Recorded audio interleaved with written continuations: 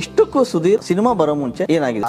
ITS officer, Indian telecom service ಅಲ್ಲಿ class 1 officer ಆಗಿದೆ, assistant director general ಆಗಿದೆ. ಆ ಮನುಷ್ಯ ಯಾವತ್ತು ನಾವು ಅದರ ಪ್ರೊಡ್ಯೂಸರ್ ಅಂತ ಎಲ್ಲೂ ಹೇಳ್ಕೊಂಡಿಲ್ಲ. ನನ್ನ ಪ್ರಕಾರ ಒಂದು ದೈವದ ಬ್ಲೆಸ್ಸಿಂಗ್, ಆಶೀರ್ವಾದ, ಅದು ಯಾವತ್ತು ನನ್ನದು ಅಂತ ನಮಗೆ ಅದು ಇರಲಿಲ್ಲ. ತುಂಬಾ ಆಸೆಗಳನ್ನ ಪ್ಲಾನ್ಗಳನ್ನ ಇಟ್ಕೊಂಡಿದ್ವಿ ಸಿನಿಮಾದ ಬಗ್ಗೆ. ಇಷ್ಟಕ್ಕೂ ಸುಧೀರ್ ಸಿನಿಮಾ ಬರೋ ಮುಂಚೆ ಏನಾಗಿದ್ರು? ನೀವು ಬಹಳಷ್ಟು ಮಂದಿಗೆ ಗೊತ್ತಿಲ್ಲ, ನೀವು ಒಬ್ಬ ಆಫೀಸರ್ ಆಗಿದ್ದಂಥವ್ರು, ಒಳ್ಳೆ ಕೆಲಸದಲ್ಲಿ ಇದ್ದಂಥವ್ರು, ಅದನ್ನು ರಿಸೈನ್ ಮಾಡಿ ಸಿನಿಮಾ ಹುಚ್ಚಿಡ್ಕೊಂಡು ಬಂದಂಥವ್ರು. ಎಲ್ಲದಕ್ಕಿಂತ ಹೆಚ್ಚಾಗಿ ನಿಮ್ಮ ಗುರುಗಳ ಬಗ್ಗೆ ಹೇಳಲೇಬೇಕು. MS ಸತ್ಯ ಅವ್ರ ಬಗ್ಗೆ. MS ಸತ್ಯ ಅವರ ಅಪ್ಪಟ ಶಿಷ್ಯ ನೀವು. ಎಸ್, ಹೇಳಿ ಸರ್. ಅಲ್ಲ, ಅದೇ ಸತ್ಯ ಸರ್ ಸಿಕ್ಕಿದೆ ಒಂದು ನನ್ನ ಪುಣ್ಯ. ನಾನು ಇನ್ಫ್ಯಾಕ್ಟ್ ಸಿನಿಮಾಕ್ಕೆ ನಾವು ಬರಬೇಕು ಅಂತ ನನ್ನ friend Vidyadhar, we are like childhood friends. Okay. 8ನೇ ಕ್ಲಾಸಿಂದ ಅಲೋಷಿಯಸ್ ಕಾಲೇಜಿನ ಸ್ಕೂಲಿಂದ ಜೊತೆಗಿದ್ವಿ ಮಂಗಳೂರಿನಲ್ಲಿ. ತುಂಬ ಆಸೆಗಳನ್ನು ಪ್ಲ್ಯಾನ್ಗಳನ್ನು ಇಟ್ಕೊಂಡಿದ್ವಿ ಸಿನಿಮಾದ ಬಗ್ಗೆ. ಜಾಸ್ತಿ ಒಲವಿತ್ತು. ಬಟ್ ಅದು ಇದು ಅಂತ ನಮಗೆ ಈ ಥರನೂ ಇರುತ್ತೆ ಅನ್ನೋಂಥ ಗೊತ್ತಾಗಿರೋದು ಫಸ್ಟ್ ಫಿಲ್ಮಲ್ಲಿ. ಆ ಫಿಲ್ಮ್ ಹೆಸರು ಹೇಳೋಲ್ಲ.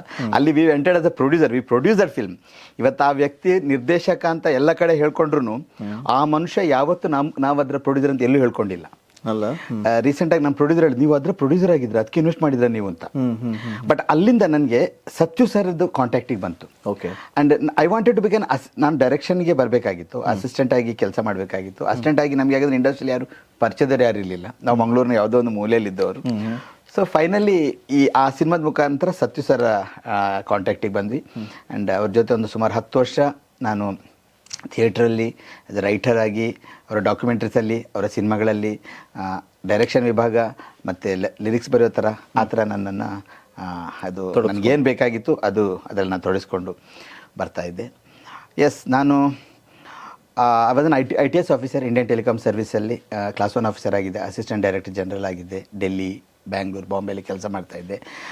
ಬಟ್ ಅದು ಯಾವತ್ತೂ ನನ್ನದು ಅಂತ ನನಗೆ ಅದು ಇರಲಿಲ್ಲ. ಸೆಳೆತ ಬೇರೆನೇ ಇತ್ತು. ಸೆಳೆತ ಬೇರೆ ಇತ್ತು. ಅದೊಂಥರ ಏನು ಸ್ಯಾಲ್ರಿ ಆ ಥರ 9 to 6 ಜಾಬ್ ಅದು ಮಾತ್ರ ಇತ್ತು. ಬಟ್ ಅಲ್ಲಿ ಅಗೇನ್ ನಮ್ಗೇನು ಬೇಕು ಆ ಥರ ಕೆಲಸ ಮಾಡಲಿಕ್ಕೆ ನಮಗೆ ಅಲ್ಲಿ ಫ್ರೀಡಮ್ ಇರಲಿಲ್ಲ. ಬಿಕಾಸ್ ಟೆಲಿಕಾಮ್ ಇಂಡಸ್ಟ್ರಿ ಅನ್ನುವಂಥದ್ದು ಇಂಡಿಯಾದಲ್ಲಿ ಇಟ್ಸ್ ವೆರಿ ಸೆನ್ಸಿಟಿವ್ ಒಂದು ಡಿಪಾರ್ಟ್ಮೆಂಟ್, ಸೆನ್ಸಿಟಿವ್ ಮಿನಿಸ್ಟ್ರಿ. ಸೊ ಅಲ್ಲಿ ದೊಡ್ಡ ಉನ್ನತೆಯೊಂದಿಗೆ ಅದನ್ನು ನಾವು ಹ್ಯಾಂಡಲ್ ಮಾಡೋದು ನಮಗೆ ಬೇಕಾದ ಥರ ಮಾಡುವಂಥ ಯಾವುದು ಫ್ರೀಡಮ್ಗಳು ಭಾಳ ನಮಗೆ ಇರಲಿಲ್ಲ. ಅವಾಗೆಲ್ಲ ನಮಗೆ ತುಂಬ ಅದಕ್ಕೆ ಜಸ್ಟಿಸ್ ಕೊಡಲಿಕ್ಕೆ ಆಗೋಲ್ಲ ಅನ್ನುವಂಥದ್ದು ನಮ್ಮ ಮನಸ್ಸಲ್ಲಿತ್ತು. ಓಕೆ. ಸೊ ಅದರಿಂದ ರಿಸೈನ್ ಮಾಡೋದು ಭಾಳ ಅನಿವಾರ್ಯ ಆಯಿತು. ವಿದ್ಯಾಧರ್ ಹೇಳಿದರು, ಸಾಕಷ್ಟು ವರ್ಷ ಕೆಲಸ ಮಾಡಿದ ಮೇಲೆ ಇನ್ನೂ, ಬಿಕಾಸ್ ನಾನು ಸಿನಿಮಾ ಮಾಡಿದ ಟೈಮಲ್ಲಿ ನನ್ನ ಮೇಲೆ ಎನ್ಕ್ವೈರಿ ಆಯಿತು. ಎನ್ಕ್ವೈರಿಗೆ ಡೆಲ್ಲಿಗೆ ಟ್ರಾನ್ಸ್ಫರ್ ಆಯಿತು. ಸುಮಾರು ಒಂದು 12 ವರ್ಷ ಒಂದು ಲೇಡೌನ್ ಪಾಲಿಸಿಂದ ಮಾಡಿಕೊಂಡು ನನಗೆಲ್ಲೂ ಸೌತಿಗೆ ಟ್ರಾನ್ಸ್ಫರ್ ಇಲ್ಲ ಅಂತ ನನಗೆ ಆಗಿತ್ತು. ಆಮೇಲೆ ಹೇಗೋ ಯಾರೋ ಒಬ್ಬರು ನನ್ನ ಆತ್ಮೀಯರ ಮುಖಾಂತರ ಮಿನಿಸ್ಟ್ರು ಇದ್ದರು. ಅವರು ನನಗೆ ಎಲ್ಲಿ ಬ್ಯಾಂಗ್ಳೂರ ಬಾಂಬೆ ಅಂತ ತಗೊಂಡ್ರು. ನಾನು ಹೇಳ್ದಂಗೆ ಬಾಂಬೆ ಬೇಕು ಅಂತ. ಸೊ ಬಾಂಬೆಗೆ ನನಗೆ ಟ್ರಾನ್ಸ್ಫರ್ ಆಯಿತು. ಆಗ ವಿದ್ಯಾಧರ್, ನಾವು ಅಲ್ಲಿ ಬಾಂಬೆಲಿ ಒಂದು ನಮ್ಮದು ಸಕ್ಸಸ್ ಫಿಲ್ಮ್ಸ್ ಅಂತ studio production house studio job built ಬೆಳಿಗ್ಗೆ ನಾವು 7 ಗಂಟೆಗೆ ನಾನು ಸ್ಟುಡಿಯೋಗೆ ಹೋಗ್ತಾಯಿದ್ದೆ. ಓಕೆ. 7 ಗಂಟೆ ಸ್ಟುಡಿಯೋ ಹೋಗಿ 10 o'clock ತನಕ ಸ್ಟುಡಿಯೋ, ಅಲ್ಲಿಂದ ಆಫೀಸ್ ಹತ್ರ ಇತ್ತು. ದೆನ್ ಆಫೀಸ್ 6 ತನಕ, ಆಫೀಸ್ 6:30 ತನಕ, ಅಗೇನ್ ನೈಟ್ 11-12 ತನಕ ಸ್ಟುಡಿಯೋ ಬಾಂಬೆ ಅಂಧೇರಿ ವೆಸ್ಟಲ್ಲಿ. ಈ ಇದರಲ್ಲಿ ಫೈನಲ್ ಏನು ಹೇಳಿದೆ, ಯಾಕಂದರೆ ನನಗೆ ಅನಿಸುತ್ತೆ ಜೀವನ ಅಂದರೆ ಬರೀ ಇಷ್ಟೇ ಅಲ್ಲ, ಸಮಥಿಂಗ್ ಏನೋ ಇರ್ಬೋದು ಅಂತ ಹೇಳಿ ಅವ್ನು ಹೇಳಿದೆ, ಒಂದು ನೀನು ಜಾಬ್ ಮಾಡು, ಇಲ್ಲ ಆ ಫೀಲ್ಡ್ ಮಾಡು, ಎರಡು ಮಾಡೋದು ಒಂದು ಕಡೆ ಕಾಲಿಡಬೇಕು ಮಾಡ್ಬೋದು ಅಂತ ಹೇಳಿ. ಬಟ್ ಫ್ಯಾಮಿಲಿ ಇದು, ಆಮೇಲೆ ಅಲ್ಲಿರುವಂಥ ಲೈಕ್ ಸ್ಟೇಟಸ್, ಸ್ಯಾಲ್ರಿ ಒಂದು ಲಕ್ಷಾಂತರ ರೂಪಾಯಿಗಳ ಇದು ಅದೆಲ್ಲ ತಿಂಗಳಿಗೆ ಹೇಗೆ ವರ್ಷಕ್ಕೊಂದು ನಿಮ್ಗೊಂದು 25-30 ಲಕ್ಷ ಬರುತ್ತೆ ಅಂತ ಹೇಳುವಾಗ ಅದನ್ನು ಬಿಡೋದಷ್ಟು ನಾಟ್ ಸೋ ಈಸಿ ಅಲ್ವಾ. ಸೊ ಏನೋ ಒಂದು ನಿರ್ಧಾರ ತಗೊಂಡು ಬಿಟ್ಟು ಬಂದೆ. ಬಿಟ್ಟ ಮೇಲೆ ದೇವರು ನಿಜವಾಗ್ಲೂ ನನ್ನನ್ನು ಕೈ ಬಿಡಲಿಲ್ಲ. ನನಗೆ ಕೊರಗಜ್ಜ ಸಿನಿಮಾ ಮಾಡೋಂಥ ಒಂದು ಅವಕಾಶ ಸಿಕ್ತು. ಸುಮಾರು 16 ಕೋಟಿ. ಈಗ ನಮ್ಮ ಪ್ರೊಡ್ಯೂಸರ್ ತ್ರಿವಿಕ್ರಮ್ ಒಂದೇ ಒಂದು ಮಾತಲ್ಲಿ ಆ ಫಿಲ್ಮ್ ಮಾಡೋಣ ಅಂತ ಹೇಳಿದ್ರು. ಒಂದೇ ಒಂದು ಮಾತು, ಆ ಸಿನಿಮಾ ಕೊರಗಜ್ಜ ನಾನು ಸ್ಕ್ರಿಪ್ಟ್ ಮಾಡಿದೆ ಅಂತ ತ್ರಿವಿಕ್ರಮ್ ಎಸ್ ವಿಲ್ ಡೂ ಅಂತೇಳಿ ಅದರಲ್ಲಿ ತೊಡಗಿಸ್ಕೊಂಡು ಮಾಡ್ತಾಯಿದ್ದೇವೆ. ಎಸ್ ಸರ್, ಈ ಕೊರಗಜ್ಜ ಅಂದ ತಕ್ಷಣ ನಮಗೆ ಅನ್ಸೋದು ಆ ಮಂಗಳೂರಿನ ಆ ದೈವ, ಆ ಕಡೆ ಆ ದೈವಕ್ಕೆ ಸಾಕಷ್ಟು ಭಕ್ತರಿದ್ದಾರೆ. ಆಮೇಲೆ ಎಲ್ಲ ಕಡೆ ಇರುವಂಥದ್ದು ಮಹತ್ವದೇ ಬೇರೆ ಇದೆ ಕೊರಗಜ್ಜದು. ಸೊ ಆ ಕಡೆ ಮಂದಿ ಭಾಳಷ್ಟು ಜನ ಅದನ್ನು ನಂಬ್ತಾರೆ, ಆರಾಧ್ಯ ದೈವ ಅಂತಾನೆ. ಸೊ ಹಿಂದೆ ಕಾಂತಾರ ಬಂದಾಗಲೂ ಕೂಡ ಲಾಸ್ಟು ಟೈಮಲ್ಲಿ ಲಾಸ್ಟು ಸೀನಲ್ಲಿ ಅದು ಬಂದಾಗ ಅದನ್ನು ತುಂಬ ಬೇರೆ ಲೆವೆಲಿಗೆ ಅದನ್ನು ಕಂಡುಕೊಂಡ್ರು. ಸೊ ಈಗ ಕೊರಗಜ್ಜ ಅನ್ನೋದು ಇಡೀ ಸಿನಿಮಾ ಕೊರಗಜ್ಜನೇ ಆಗಿರೋದ್ರಿಂದ ಸೊ ಈ ಕೊರಗಜ್ಜದಲ್ಲಿ ಸುಧೀರ್ ಏನು ಹೇಳಕ್ಕೆ ಹೊರಟಿದ್ದಾರೆ? ಸರ್ ಆ್ಯಕ್ಚುಲಿ ನಮಗೆ ಏನಂದರೆ, ಈಗ ನಾನು ಬಾಂಬೆಯಲ್ಲಿರುವಾಗಲೂ ಈಗ ಎಲ್ಲ ಕೆಲ ಮೀಡಿಯಾದಲ್ಲಿ ಬರೀತಾರೆ, ಇವನು ಕೇರಳದಲ್ಲೂ ಅಷ್ಟೇ ಕಾಂತಾರ ಥರ ಸಿನಿಮಾ ಅಂತ ಹೇಳ್ತಾ ಇದ್ದಾರೆ. Because of course Kantara it made a big name ಇಡೀ ಇಂಡಿಯಾದಲ್ಲಿ. ಯಾವುದೇ ಕಾರ್ನರಿಗೆ ಹೋದರೂ ಕಾಂತಾರದ ಬಗ್ಗೆ ಜನ ಮಾತಾಡ್ತಾರೆ. ಮೊನ್ನೆ ಜಾವೇದಲ್ಲಿ ರೆಕಾರ್ಡಿಂಗ್ ಮಾಡಿದಾಗಲೂ ಅದನ್ನು ಹೇಳ್ತಾ ಇದ್ರು ಕಾಂತಾರ ಬಗ್ಗೆ. ಸೊ ಆ ಮಟ್ಟಕ್ಕೆ ಅದು ಹೋಯಿತು. ಅದು ಅದರ ಯಾವುದೋ ಪವಾಡ ಅಂತ ಗೊತ್ತಾಗಲ್ಲ, ಕಾಂತಾರ ಆ ಮಟ್ಟಕ್ಕೆ ಹೋಯಿತು ಅನ್ನುವಂಥದ್ದಕ್ಕೆ ಮೇ ಬಿ ಅದು ದೈವದ, ನನ್ನ ಪ್ರಕಾರ ಒಂದು ದೈವದ ಒಂದು ಏನಕ್ಕೆ ಬ್ಲೆಸ್ಸಿಂಗ್, ಆಶೀರ್ವಾದ ಖಂಡಿತ ಇಲ್ಲ. ಅಂದರೆ ಆ ಮಟ್ಟಕ್ಕೆ ರಿಷಬ್ ಇನ್ನೂ ಬೇಡ ಸಿನಿಮಾ ಮಾಡ್ಬೋದು. Correct, is a talented director. But ಈ ಸಿನಿಮಾ ಅವ್ರಿಗೆ ಕೊಟ್ಟಷ್ಟು ಒಂದು ಖ್ಯಾತಿ ಆಗಲಿ, ಅದು ಅದು ಅದು ತೆರೆದುಕೊಂಡ ರೀತಿ ಆಗಲಿ, ಅದನ್ನು ಜನ ಇಷ್ಟಪಟ್ಟ ರೀತಿ, ಸಿನಿಮಾ ನೋಡದಂತಹ ವ್ಯಕ್ತಿಗಳು ಸಿನಿಮಾದ ನೋಡಲಿಕ್ಕೆ ಸಿನಿಮಾ ಥಿಯೇಟ್ರಿಗೆ ಹೋಗಿರೋ ರೀತಿಯಲ್ಲಿ ಆಗಿರುವಂಥದ್ದು ಅದು ದೈವ ಪವಾಡ. ಸೊ ಬಟ್ ಇಲ್ಲಿ ಕೊರಗಜ್ಜದಲ್ಲಿ ಆ ಥರ ಇದಲ್ಲ, ಸ್ಕ್ರಿಪ್ಟ್ ಅಲ್ಲ, ಎಲ್ಲರೂ ಹಾಗೆ ಬರಿತಾ ಇದ್ದಾರೆ ಕಾಂತಾರ ಥರ ಸಿನಿಮಾ ಅಂತ. ಇದು ಕೊರಗಜ್ಜನ ಒಂಥರ ಲೈಫ್ ಸ್ಟೋರಿ. ಅದರ ಬಗ್ಗೆ, ಕೊರಗಜ್ಜನ ಬಗ್ಗೆ ಹೆಚ್ಚು ಜನರಿಗೆ ಮಾಹಿತಿ ಇರಲಿಲ್ಲ.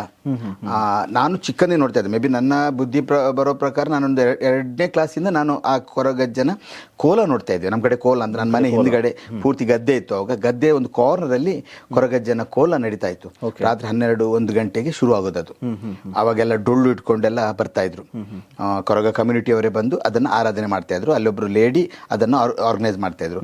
ಸೊ ನಾನು ಭಾಳ ಕ್ಯೂರಿಯಾಸಿಟಿಯಲ್ಲಿ ಅದು ನೋಡಲಿಕ್ಕೆ ಹೋಗ್ತಾ ಇದ್ದೆ ಆಗಿಂದ. ಸೊ ಬಟ್ ಯಾರು ಕೊರಗಜ್ಜ, ಅವರ ಹಿನ್ನೆಲೆ ಏನು, ಅವರು ಎಲ್ಲಿ, ಅವರ ತಾಯಿ ತಂದೆ, ನಮ್ಮಲ್ಲಿರೋ ಎಲ್ಲ ದೈವಗಳು ಎಸ್ಪೆಷಲಿ ಏನೋ ಭೂತ ಅಂತ ಹೇಳಿದ್ರೆ ದೈವಗಳು ಎಲ್ಲದಕ್ಕೂ ಒಂದೊಂದು ಕಥೆ ಇದೆ. ಸುಮಾರು ಹೆಚ್ಚು ಕಮ್ಮಿ 4,000ಕ್ಕಿಂತ ಹೆಚ್ಚು ದೈವಗಳಿದೆ Mangalore side, Kerala, up to Kannur ತನಕ. ಆ್ಯಕ್ಚುಲಿ ಫ್ರಾಂಕ್ಲಿ ಸ್ಪೀಕಿಂಗ್ ಕಣ್ಣೂರು ತನಕ ತುಳುನಾಡು. ಸೊ ಕಣ್ಣೂರು ತನಕ, ಅಲ್ಲಿಂದ ಇಲ್ಲಿ ಕುಂದಾಪುರ, ಅಲ್ಲಿಂದ ಸ್ವಲ್ಪ ಗಂಗೊಳ್ಳಿ, ಆ ರೀಜನ್ ಪೂರ್ತಿ 4,000 ದೈವಗಳು ಇದೆ. ಒಂದೊಂದು ದೈವಗಳಿಗೆ ಒಂದೊಂದು ಹಿನ್ನೆಲೆ ಇದೆ. ಇಂಟ್ರೆಸ್ಟಿಂಗ್ಲಿ ಮುಸ್ಲಿಂ ದೈವಗಳು ಇದೆ ನಮ್ಮಲ್ಲಿ, ಬ್ರಾಹ್ಮಣ ದೈವಗಳು ಇದೆ, ಮೋಸ್ಟ್ಲಿ ಕ್ರಿಶ್ಚಿಯನ್ ದೈವಗಳನ್ನ ನಾನು ನೋಡಲಿಲ್ಲ. ಸೊ ಈ ಥರ, ಬಿಕಾಸ್ ಅದೇನಂದ್ರೆ ಅದರ ಕಾನ್ಸೆಪ್ಟ್ ಏನಂದ್ರೆ, ಈಗಲೂ ಅಷ್ಟೇ ಅಲ್ಲಿ ನಮ್ಮ ಕಡೆ ಕಾಲೆ ಕೋಲ ಅಂತ ಮಾಡ್ತೇವೆ. ಕಾಲೆ ಕೋಲ ಅಂದರೆ ವ್ಯಕ್ತಿ ತೀರಿ ಹೋದ ನಂತರ 11ನೇ ಅಥವಾ 13ನೇ ದಿನಕ್ಕೆ ಇದೇ ಭೂತ ಕಟ್ಟುವ ಜನಾಂಗದವರು ಬಂದು ಆ ವ್ಯಕ್ತಿಯನ್ನು ತನ್ನ ಮೈಗೆ ಆವಾಹನೆ ಮಾಡಿಕೊಂಡು ಅವನು ಮನೆ ಮಂದಿಯಲ್ಲಿ ಮಾತಾಡೋತಾರ. ಅದು ಈಗಲೂ ನಡೀತಾ ಇದೆ. ಕಾಲೆ ಕೋಲ. ಮೋಸ್ಟ್ಲಿ ಅದೇ ಕೋಲದ ರೂಪಕ್ಕೆ ಈಗ ಬಂದಿರ್ಬೋದು. ಇನ್ನು ಪವರ್ಫುಲ್ ಆದ ವ್ಯಕ್ತಿಗಳ ಬಗ್ಗೆ ಪ್ರತಿ ವರ್ಷನೂ ಆ ಥರ ಕಾಲೆ ಕೋಲ ಥರ ಮಾಡಿ ಅದು ಕೋಲ ರೂಪಾಂತರ ಹೊಂದಿರಬಹುದು ಅನ್ನೋದು ನನ್ನ, ಯಾಕಂದ್ರೆ ಅದೇ ಜನಾಂಗದವ್ರು ಮಾಡ್ತಾ ಇದ್ದಾರೆ ಅದನ್ನು, ಕಾಲೆ ಕೋಲ.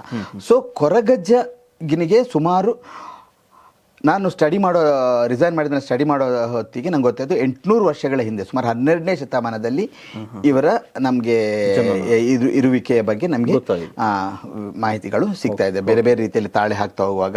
ಆ್ಯಂಡ್ ಮುಲ್ಕಿ ಹತ್ರ ನಿಮಗೊಂದು ಮಾನಸ್ತಂಭ ಅಂತ ಇದೆ, ಜೈನರ ಮಾನಸ್ತಂಭ ಅಂತ ಹೇಳಿ, ಅದರಲ್ಲಿ ತನಿಯ ಬಂದು ಸಹಾಯ ಮಾಡಿದ, ಅವನಿಗೆ ಕೊರಗಜ್ಜನಿಗೆ ನಿಜ ಹೆಸರು ತನಿಯ. ಆಕ್ಚುಲಿ ಅದು ಅಜ್ಜ ಅಂತ ಅದೇ ಹೇಳಿದಲ್ಲ, ಅದು ಅವ್ರ ಅಜ್ಜ ಅಲ್ಲ, 23-24 ವರ್ಷದ ಹುಡುಗ, ಯುವಕ ಆಗಿದ್ರು ಅವರು. ಅವರ ಬಂದು ಹೋದ ಬಗ್ಗೆ ಅಲ್ಲಿ ಉಲ್ಲೇಖ ಇದೆ. ಸೊ ಅದೆಲ್ಲ ನಾವು ನೋಡ್ಕೊಂಡು ಹೋದಾಗ ಇಟ್ ಈಸ್ ಅರೌಂಡ್ 800 ಇಯರ್ಸ್ ಹಿಂದಿನ ಒಂದು ಕಥೆ ಅನ್ನೋದು ಗೊತ್ತಾಗುತ್ತೆ. ಇದು ಪೂರ್ತಿ ಅವರ ಜನ್ಮ ವೃತ್ತಾಂತದ ಬಗ್ಗೆ ಇರುವಂಥ ಸಿನಿಮಾ. It cannot be compared with the ಕಾಂತಾರದ ಕಾನ್ಸೆಪ್ಟೇ ಬೇರೆ, ನಮ್ಮ ಕಾನ್ಸೆಪ್ಟೇ ಈ ಸಿನಿಮಾದ ಬೇರೆ. ಓಕೆ.